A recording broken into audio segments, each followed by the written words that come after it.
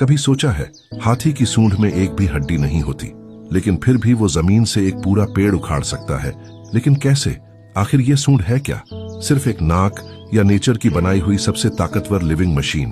देखो, हाथी की सूंड असल में उसकी नाक और ऊपरी होंठ का मिला हुआ हिस्सा है, लेकिन इसके अंदर छुपा है असली कमाल। हाथी की सूंड में लगभग 40,000 मांसपेशियां होती हैं, जबकि इंसान के पूरे शरीर में ही करीब 600 मांसपेशियां होती हैं। यानी एक सूंड हमारे पूरे शरीर से भी ज्यादा कॉम्प्लेक्स है।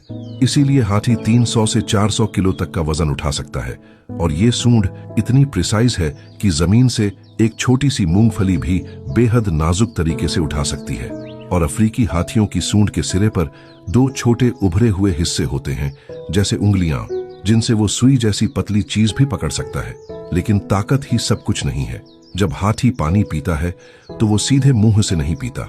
वो अपनी सूंड में करीब 8 से 10 लीटर पानी भरता है और फिर उसे अपने मुंह में डालता है। यानी उसकी सूंड एक सक्शन पंप की तरह काम करती है। लेकिन ये सिर्फ पानी भरने का औजार नहीं है। हाथी की सूंघने की क्षमता इतनी तेज होती है कि वो कई किलोमीटर दूर से पानी की गंध पहचान सकता है। वो सूंड से सांस लेता है, नहाता है, आवाज निकालता है और अपने झुंड के साथ कम्युनिकेट भी करता है।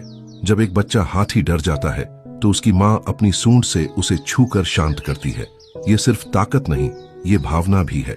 और सबसे दिलचस्प बात, इसमें एक भी हड्डी नहीं है। ये एक मस्कुलर हाइड्रोस्टैट है, मतलब सिर्फ मांसपेशियों से बना हुआ फ्लेक्सिबल स्ट्रक्चर। जहां हमारे हाथ हड्डियों के सहारे चलते हैं, वहीं हाथी की सूंड खुद अपनी ताकत और लचीलापन बनाती है।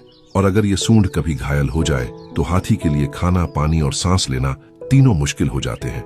यानी हाथी के लिए ये सूंड सिर्फ एक अंग नहीं है, बल्कि ये उसकी जिंदगी है।